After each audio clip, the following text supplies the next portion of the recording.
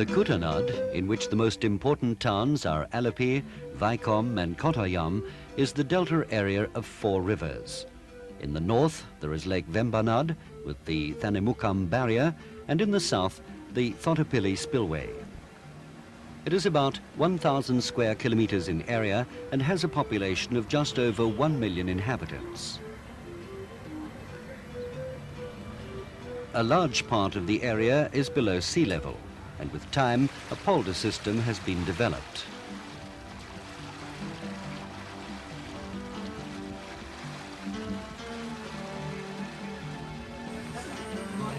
There are few roads, but the boat is an excellent means of transport. Passengers may take either a pont or the bus boat. Goods and produce of all types are transported by water. Here, a load of sand.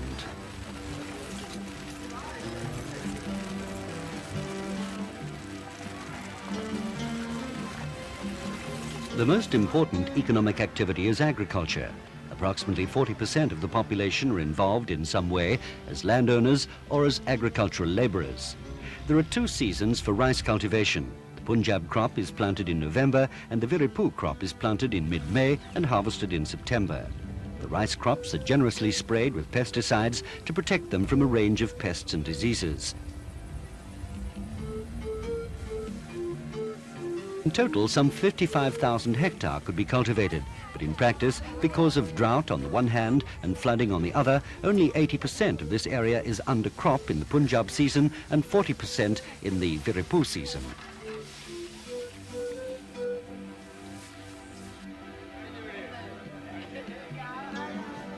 About 21,000 people depend either entirely or partly on fishing for their livelihood.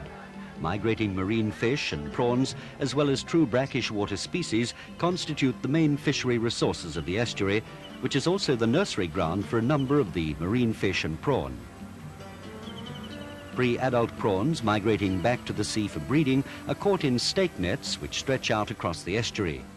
The Chinese dip net is used at night to catch prawns and by day to catch mullet.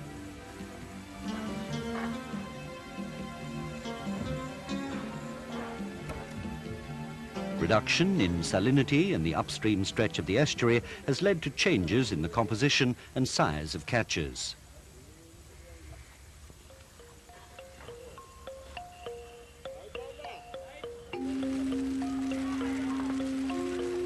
The Kuttanad is faced with a number of problems. There are 2 seasons. In the wet season, from June to November, much of the Kuttanad is underwater.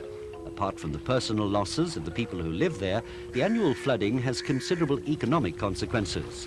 Only 40% of the land is cultivated because the risk that the floods will destroy the crops are far too great for many farmers.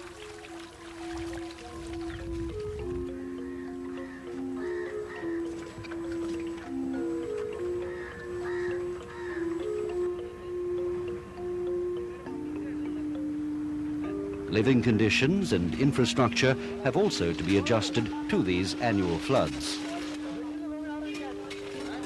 In 1955, the Thottapilli spillway was constructed to alleviate the flood problem. In the wet season, the sluices in the spillway remain open and the sand barrier in the spillway outlet is cut so that excess water can flow freely away to the sea. In the dry season, the sand barrier is closed. Other problems then occur. For example, the crops are threatened by a shortage of fresh water. In the northern part of the Kuttanad, salt water used to flow from the sea via the lagoon into Lake Vembanad. The fishermen made good use of these waters. The lagoon and also the lake were the nursery grounds for a number of marine fish and prawns. In 1976, the Thanemukam barrier was constructed across the estuary, creating a freshwater lake. Now, in the dry season, salt water from the sea is prevented from flowing into the lake by closing the openings in the barrier. Salt water is no longer a threat to the rice fields, and the fresh water in the lake is used to irrigate the rice crop.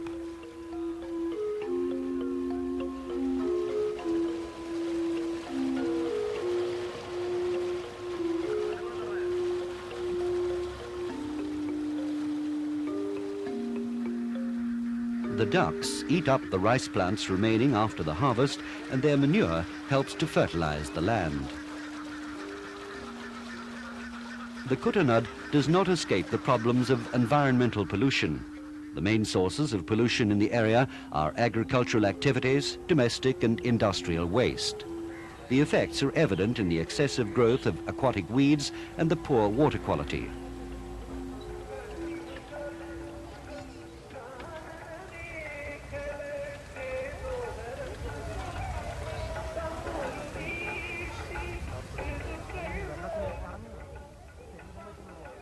The Kuttanad water balance study began in 1987 to find solutions to these problems. The study started with the setting up of an extensive database to be used in computer models to work out present and potential water flows.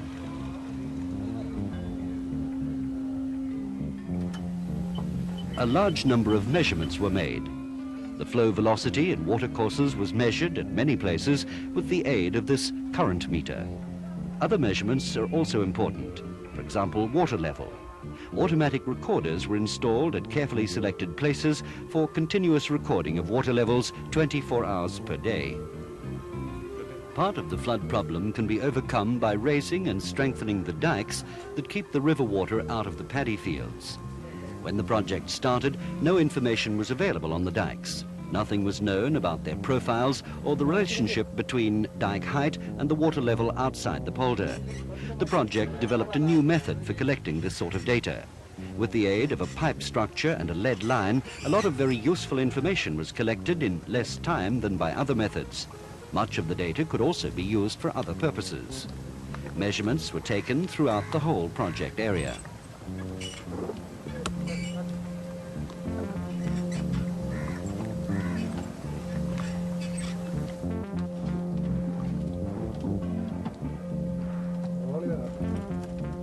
The depth of the canals and small rivers was determined by echo sounding. These soundings were taken from a boat moving through the water at a constant speed. For this purpose, the project has a speedboat fitted with recording equipment.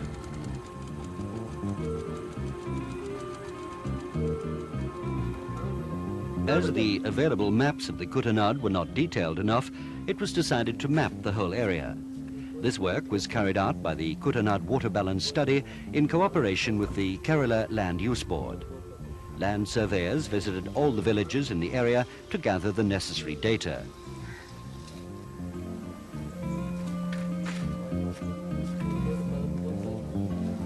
Road and field elevations were also surveyed using a measuring tape and a surveyor's level.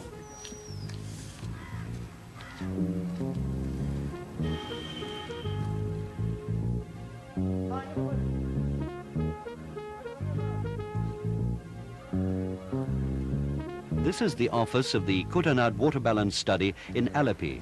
Here, detailed maps of the Kuttanad were made from aerial photographs and from the data collected. All hydrological data were processed and mapped so that for the first time, comprehensive information was available on the Kuttanad, the land, watercourses, dikes and water flows in the area.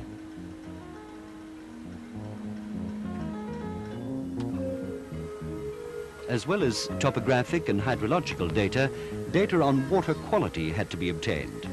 A series of water monitoring stations were selected in cooperation with the Pollution Control Board. Here, incubation experiments are being conducted for the determination of primary oxygen production. After incubation, the light and dark bottles were collected and dissolved oxygen measured.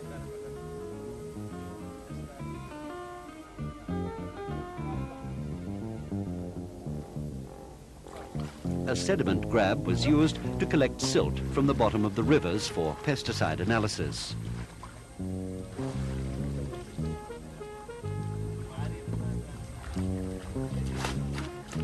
This is the laboratory of the Pollution Control Board, where sediment and water samples were analyzed and the data were computer processed.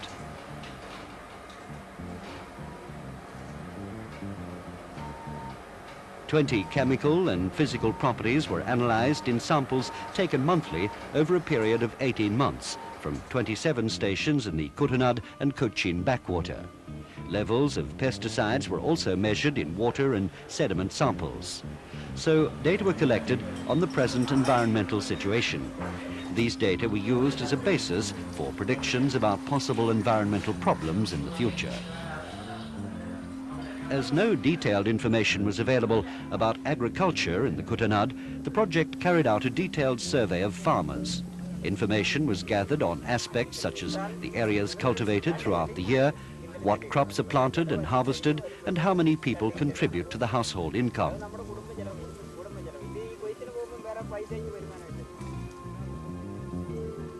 The first survey was carried out in October-December 1987 during the Punjab harvest.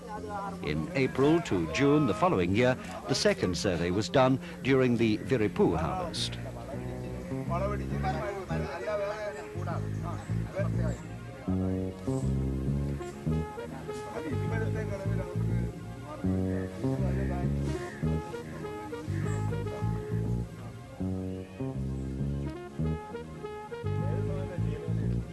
As even less information was available about fish catches and family incomes, a detailed survey was undertaken of fishing activities throughout the area.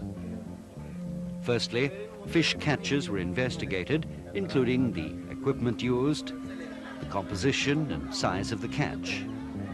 In total, some 100 fishing families were asked about their income, type of fishing gear used, and number of hours worked per day.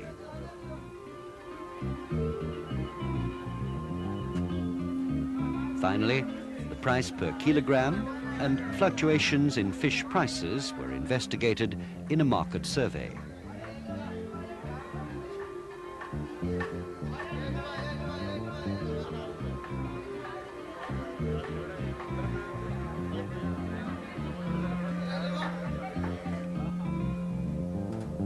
After this extensive data collection, the desk work began in the project office in Trivandrum.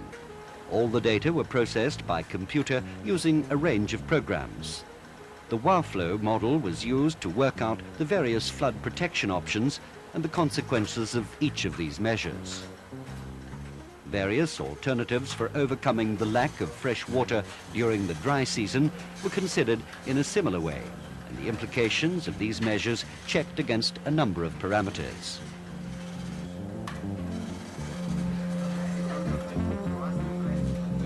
The economic aspects of the proposed measures were investigated and the sociological consequences analyzed, such as areas of work, caste, religion, position of men and women. The hydraulic and hydrological options were investigated in relation to the environmental consequences.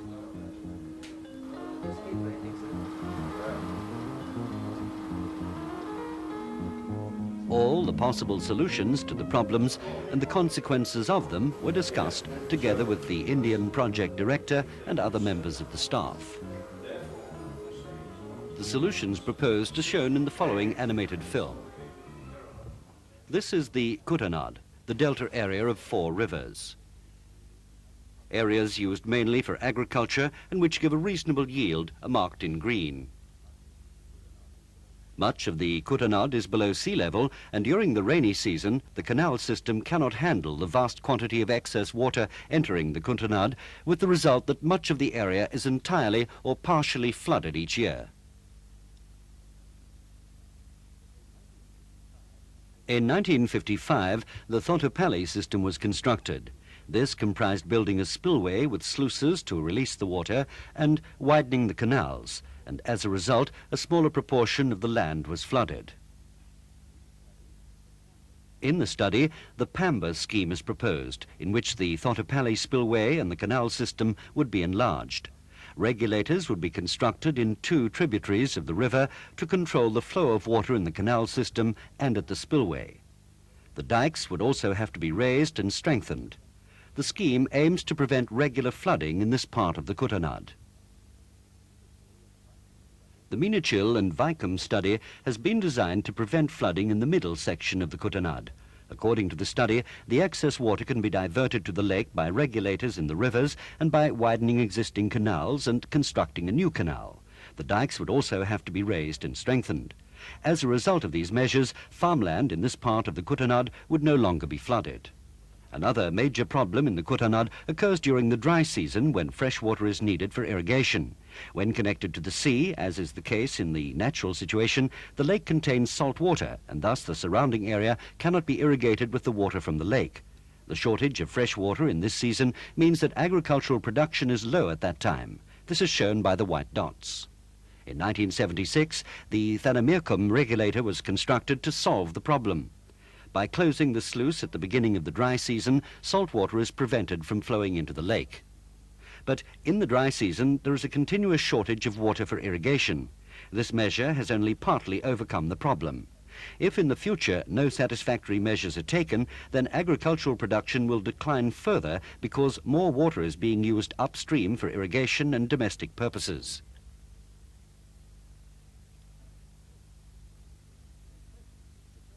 At present, the fresh water used by the Loukie hydroelectric project flows along the north side of the Kuttanad from the lagoon into the sea. This fresh water could be used to overcome the irrigation problem. Excess water could be directed into the lake by constructing 2 small dams and an extra barrier, thus making available enough fresh water for irrigation. This would contribute to higher agricultural production throughout the whole area. Although the measures outlined will ensure that agriculture can function optimally, the fishermen will not benefit from the project.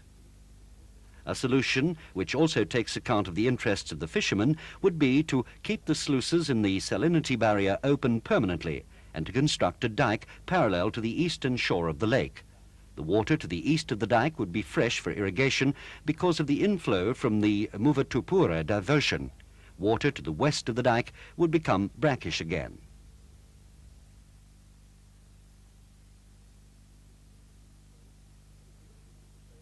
The solutions proposed in the Kuttanad water balance study will not solve all of the problems of the Kuttanad immediately. It will take some time before this picture becomes a scene from the past. The governments of Kerala State and of India will have to study these proposals. After the decisions are made, it will take considerable effort and financial backing on the part of donors before these works can be constructed.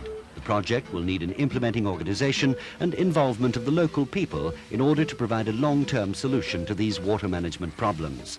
Then, agricultural production could be increased by 80% as a consequence of the proposed measures.